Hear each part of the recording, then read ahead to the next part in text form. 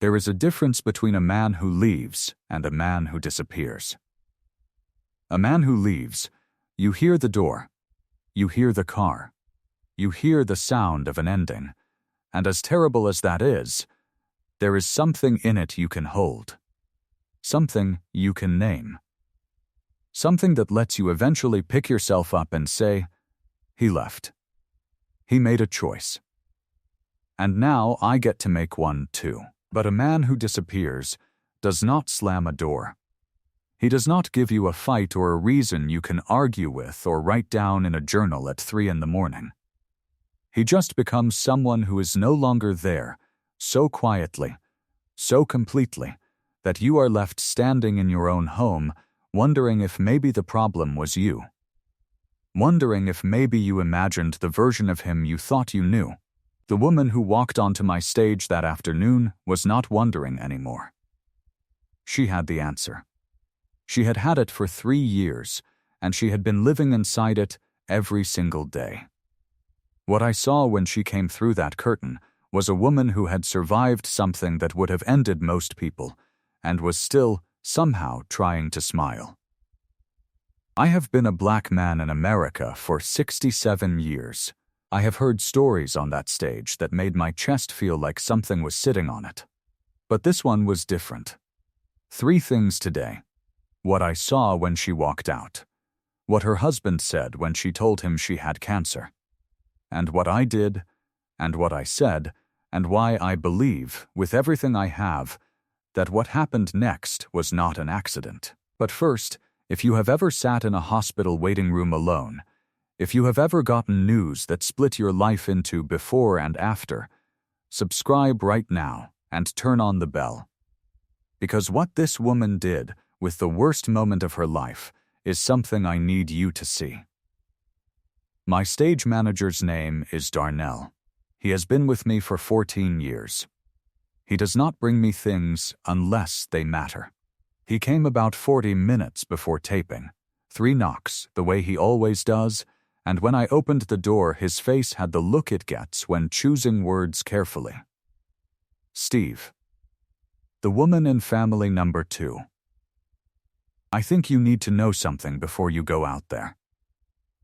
He said her husband registered for the show. But he's not here today. When I asked her where he was, she said she wasn't sure he was going to come back. I asked what that meant. He said, she's a cancer survivor. She found out 3 years ago. When she told him, he left. That same day. He left her in the hospital and he didn't come home. I stood there for a moment. She's here alone? No, Darnell said. She brought her mother. 14 years. Darnell has seen everything. The way his voice sounded when he said that last sentence told me everything I needed to know about what kind of afternoon this was going to be. I thanked him. And then I did what I have done every time I am not ready for something, told myself I would handle it when I got there. Lord, forgive me. I let it go. I saw her the moment I walked out. She was standing at the far podium with her mother and 2 sisters beside her. A blue blouse, the kind of blue that looks like someone chose it very carefully, like maybe she stood in front of a closet for a long time, trying to decide what a person wears to something like this. Hair done. Lipstick on. Standing straight, but her hands were clasped in front of her. Fingers laced, holding on to herself the way you hold on when you're afraid that if you let go, you will not be able to hold yourself together at all. Her eyes scanned the audience before settling, the way a person learns to do when they have been surprised by pain often enough that they have stopped believing in safety as a permanent condition. Her name was Renee, 44 years old. Respiratory therapist for 19 years, a woman who had spent 2 decades teaching other people how to breathe. 3 years ago, she sat in an oncologist's office and received the news that her own body was at war with itself. She called her husband. He came to the hospital, sat with her about 2 hours, then stood up and said he needed some air. He did not come back.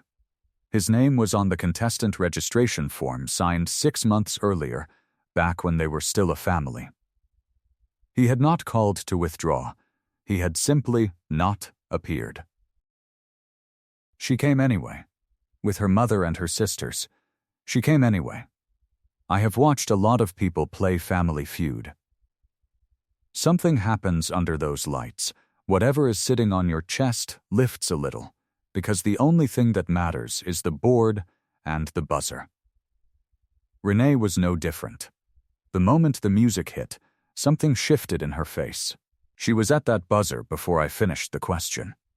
First answer, number 1 on the board. The audience erupted. I watched the fear leave her face. Shoulders dropped half an inch. Hands unclenched. The crinkle at the corners of her eyes. The real kind. The kind you can't manufacture. For the first time since she walked out, Renee looked like she was breathing. Her mother grabbed her arm. Her sisters screamed. The audience was on her side the way audiences get when they feel something real underneath the game. I let myself feel something that might have been hope. The other family had a man at the podium. His name doesn't matter. The kind who is comfortable being watched and has arranged his whole life around being the most important person in any given room. 2 pumps on the handshake held a beat too long. Not a greeting, a claim. When Renee hit the buzzer before he could reach it, his jaw moved. Just slightly. Just the smallest tightening. Not anger. Recalibration, somewhere around the 3rd round the audience noticed before I named it. The easy laughing stopped. The man at the other podium had started to talk, not to me, not to his family, to Renee's family. The kind of comment built to sound like a joke. The kind a man makes when he has spent a lifetime saying exactly what he means inside something that sounds like he didn't. One of Renee's sisters turned her head. The mother's hand went still. Renee kept her eyes on the board. The 4th round. The game was close. Renee gave an answer that was wrong. A good answer. The kind that sounds right, but wrong. The man said something. Not loud. The volume of someone who wants only certain people to hear, which is always worse than shouting. He made a comment about her answer. And then he added something about why she got it wrong. About what kind of person gets that kind of answer wrong. Renee's head turned. Not toward him. Away the way a person turns when they have heard something they have heard before and have spent years training themselves not to react to. Her mother's hand came up and rested on the podium edge. Very still. Very deliberate. The hand of a woman who has been the wall between her child and the world for a long time. The audience went quiet. Not the quiet between rounds. The other kind. 247 people arriving at the same understanding at the same instant and no one knowing what to do with it. Renee straightened her shoulders, lifted her chin 1 centimeter, looked back at the board. She did not cry. She did not shake. She did not give him anything. And that told me everything about how long she had been practicing not to. How long she had been practicing not to break in front of people like him.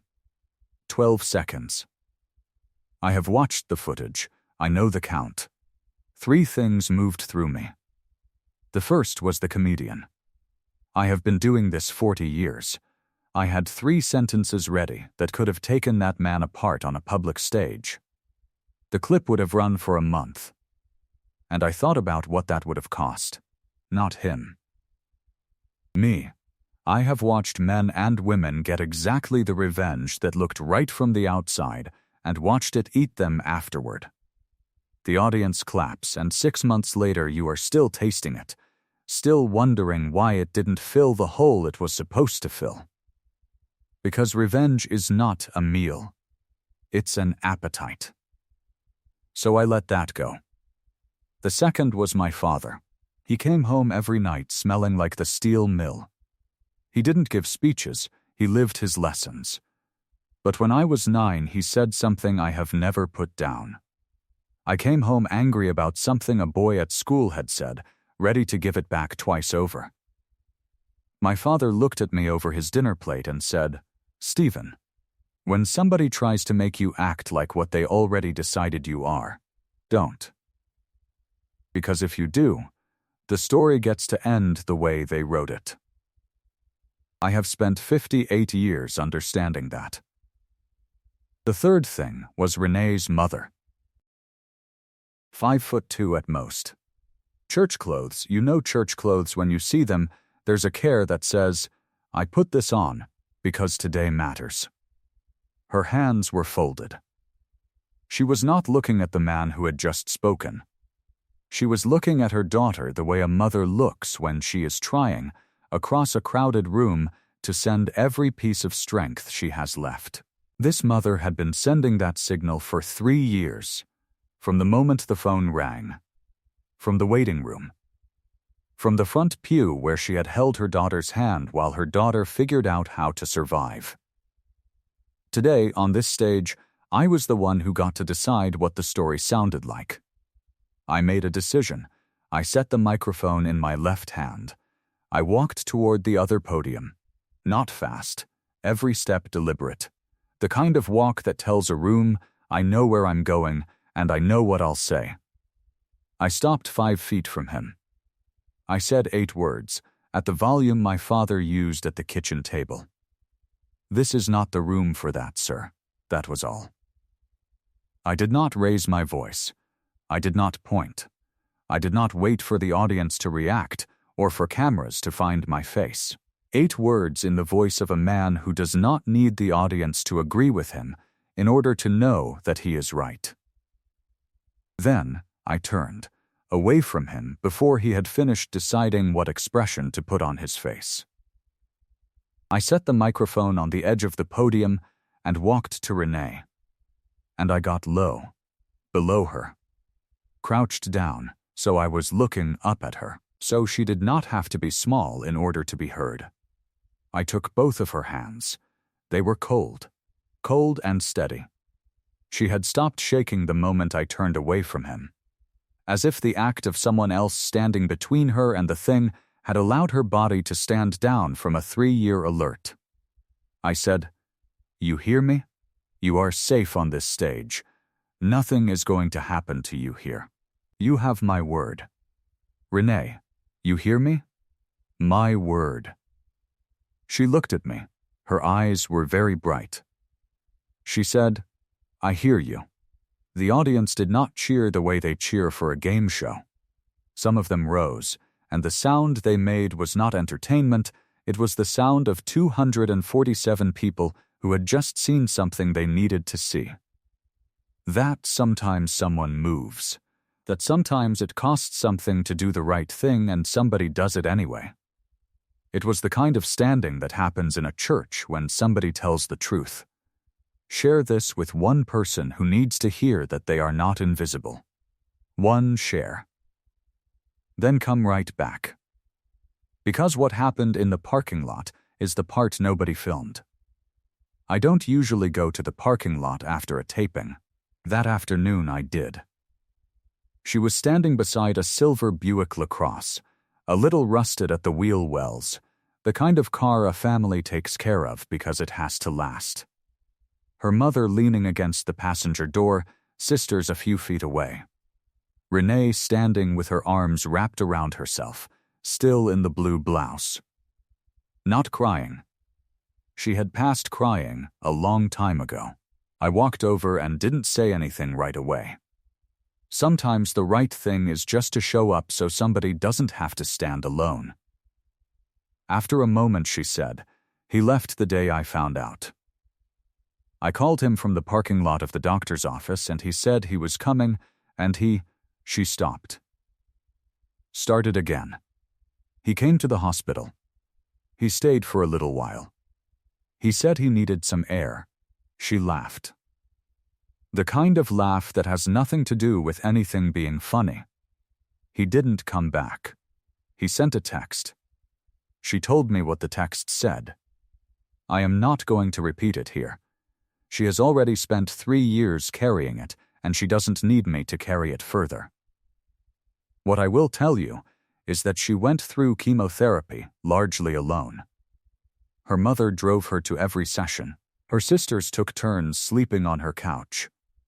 She lost her hair, and then it came back, and she went to work that day because she needed to remember who she was outside of what was happening to her body. The divorce was finalized 8 months ago. She had signed up for the show because her mother suggested something fun to look forward to, something with nothing to do with treatment schedules or legal paperwork. She said, "I didn't think I was going to cry." And then when you got down like that, I said, "You don't have to explain it." She nodded. After a while I said, "You know what I saw up there? The fastest hands I have ever seen on that buzzer. A woman who came here with her mother and her sisters and got up in front of 247 people and played a game. That is not nothing. That is a person who decided she was still here." She looked at me. "I am still here," I told her. "Yes, you are." Her mother, who had been listening quietly this whole time, reached over and took Renee's hand. That was the whole scene. 2 women standing beside a silver Buick in a parking lot, holding hands, and the older one nodding like she had known all along that they were going to make it to this exact moment. 6 months later, a card arrived. On the front, a drawing in purple crayon of what I think was a microphone. On the inside, "Dear Mr. Harvey, my mom watches your show every week. She says you were kind to her. She is doing really well. Her hair is back, and she is back at work. Thank you for being kind. Amara, age 7. Amara, her daughter." The reason she had driven herself to that parking lot every week and walked back out. Her hair is back. She is at work. Amara is 7 years old, and she is drawing pictures in purple crayon. So let me ask you again the question I asked at the very beginning. Picture the person you love most in this world. Now picture them getting the worst news of their life. And then picture the person who was supposed to stay, leaving. There are Renees everywhere. Women who got the worst news of their lives and then got a text message. Who drove themselves to chemotherapy and looked at the empty seat beside them and decided to keep going anyway. They are sitting next to you at church. Standing behind you in the pharmacy line. Your coworker who is always a little quieter on Thursdays. Do not be the person who almost asked. Trust the pull you feel when you see someone holding themselves the way Renee held herself at that podium. Not because you have the right answer, but because showing up is not about the right answer. It is about refusing to be the person who saw it and looked away. Ask the question. Stay for the answer.